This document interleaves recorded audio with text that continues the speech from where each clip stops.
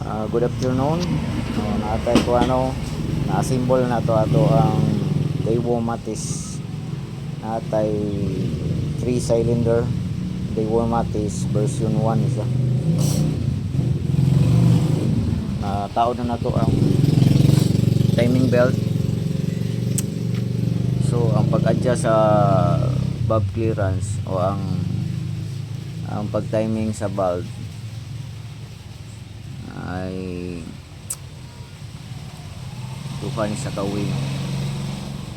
Hindi na to tanawon ning na-slot din hiyo o na apoy marking sa ibabaw. So kita na to ni ang marking o kining slot. So muna pag set up sa piston number 1 and compression stroke. So kung i-set up na to na sa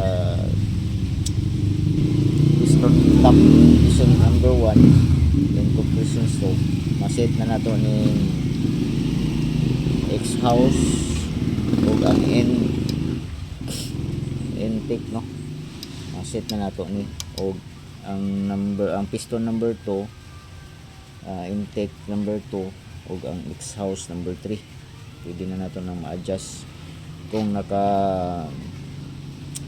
top dead center tak di sa piston number 1. So ang top dead center pinaka top na ni siya, no, sa piston number 1. Nasa top, nasa pinakataas na ng piston. So kung nasa piston, nasa top na atong head. So tanawon po nato ni din marking medyo labo against the light mga utak. Kita na yung slot na naadin na icon niya, dapat nakaturo sa ibabaw o napoy marking dili sa ibabaw, dapat nakaturo ni siya dili sa arrow, no. Kita medyo labo, kato arrow slot nakaturo na siya yung icon niya. So top dead center na siya, piston number 1. Unya ma-adjust na to ang exhaust o ang intake sa number 1 o ang intake number 2 o exhaust sa piston number 3. So maset na to na. Unya pag set na po na to sa number 2, exhaust number 2, ato na po ning ituyokon na alapunta din sa exhaust stroke, no.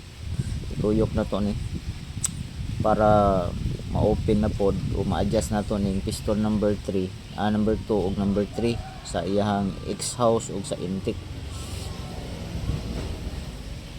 number 3 ug sa exhaust sa piston number 2. So nana lang siya ang pag-adjust.